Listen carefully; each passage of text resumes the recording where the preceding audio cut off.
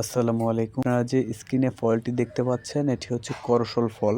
যাদের প্রয়োজন তারা স্ক্রিনে দেওয়া নাম্বারে কল করে সংগ্রহ করতে পারেন। আমাদের কাছে পাবেন করসল ফল, করসল পাতা, করসল চারা, ইনসুলেন্স প্লান্ট, বিভিন্ন ধরনের